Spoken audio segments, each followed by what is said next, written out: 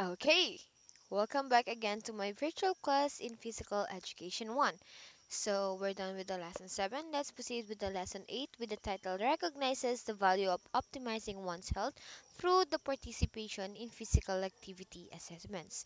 So, we have types of physical activity. So, we have 6 in line: aerobic, anaerobic, lifestyle, physical activity play, and sports. So, kung kanina, medyo familiar na kayo, which is the aerobic and anaerobic, which we tackle on the lesson 1.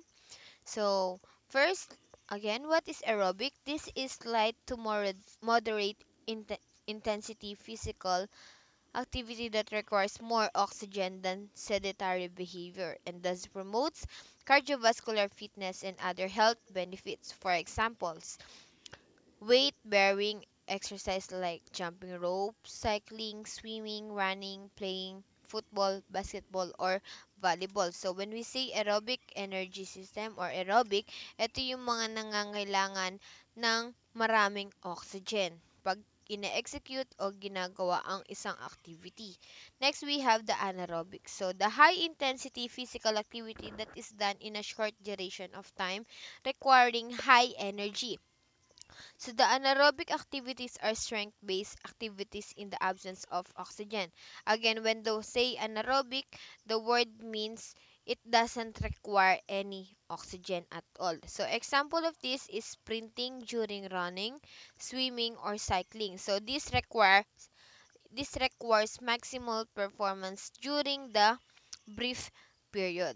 Okay? So, third, we have the lifestyle. So, physical activities which have been a part of our daily routine, like walking, climbing stairs, sweeping, or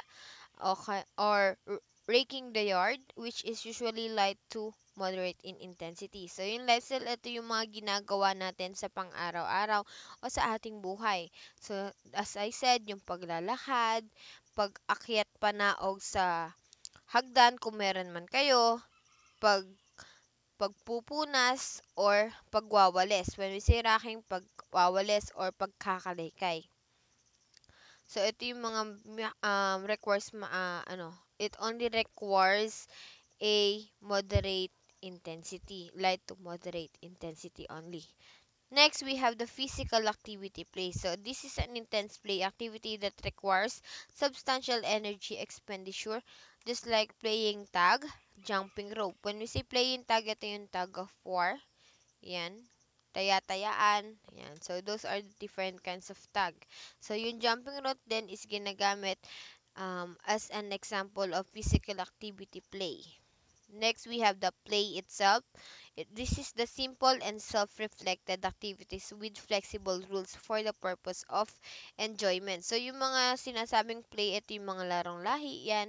Yung walang rules and regulations na nangangailangan pa ng mga referee or yung mga line judge, yung mga different kinds of facilitator sa isang laro.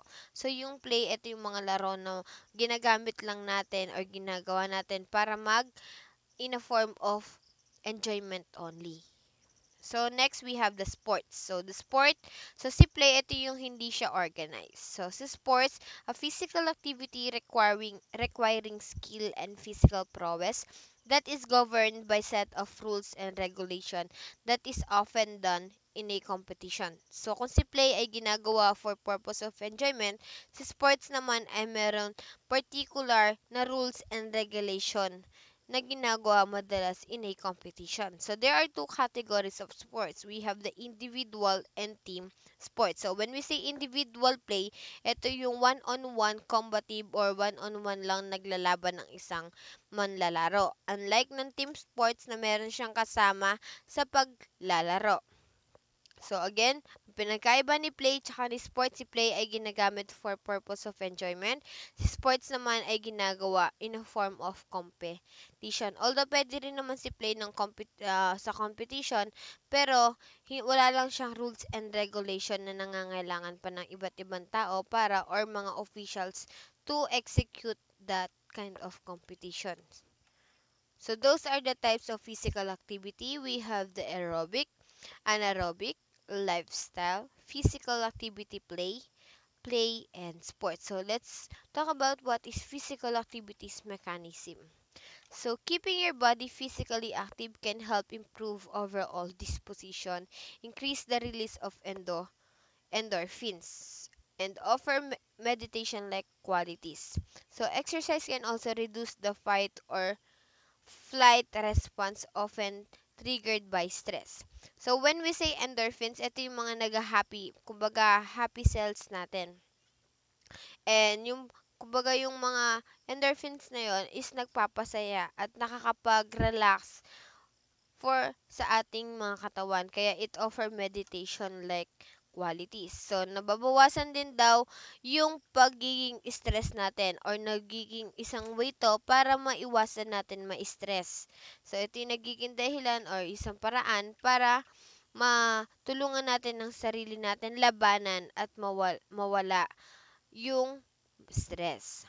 So, aside from that, it also a form of a mood boosters. So, when we say mood boosters, this is an engaging in physical activity that can improve moods and make us feel better. Aside from that, it can increase self-confidence. It does reducing stress. So, exercise can also improve our quality and ability to sleep. So, resulting in a fully rested body, which can definitely have a positive impact on our overall disposition and cognitive functions. So, ang engage daw sa mga physical activities can also um, boost your mood. So, nakakatulong daw to para tayo ay mas lalong umayos ang ating mga ating pakiramdam or ating mga nararamdaman. So, aside from nagiging mood booster siya, engaging in physical activities can also help the endorphin release. So, participating in physical activity can result in an increase in endorphin levels. So when we say endorphins, these are the chemicals or neurotransmitter hormones that are secreted from the brain and nervous system.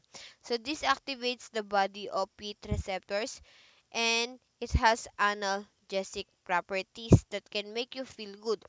It also gives a person the feeling of achievement and being in control. So, when we say analgesic, ito yung katulad na hinahalo sa gamot na paracetamol.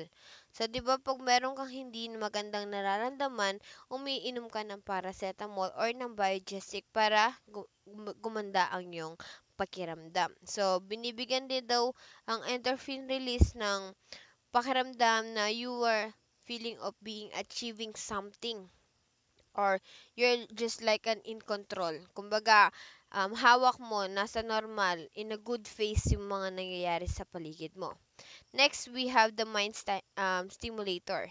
So, exercise can be a form of meditation. So, when you are engaging in an exercise, parang ginagawa na rin to as a way of meditating yourself. So, while involved in an engrossing physical activity, we may find that we are concentrating strictly on the physical work. So, syempre, pag sinabing physical activity, ang unang papasok dyan, aside sa sport, is yung mga pag-exercise. So, we tend to forget the problems and worries you have at present. So, nagiging escape to sa inyo if you were having a bad time or you were experiencing something bad.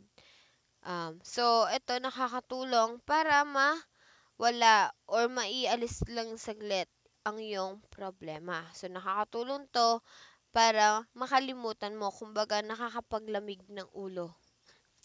So, our mind is somehow freed and stimulated to work and find solutions to our stress. Since you are doing an exercise na ginagawa mo yan para magpahinga, magpahangin, so dahil doon, mas hindi ka masyadong toxic yung nasa paligid mo.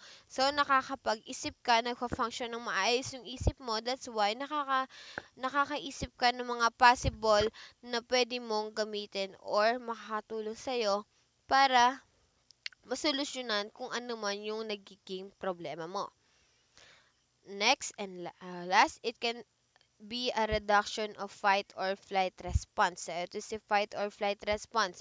Stress, either big or small, actives our flight or fight response and in doing so. So, the lodge our body with different hormones including cortisol, adrenaline, and noradrenaline. So, oversecretion of these hormones is brought about by stress. So, si stress ang nagbibigay nito. So, thus must be controlled and returned to normal state. Otherwise, it could be interfere with body function leading to adrenal fatigue.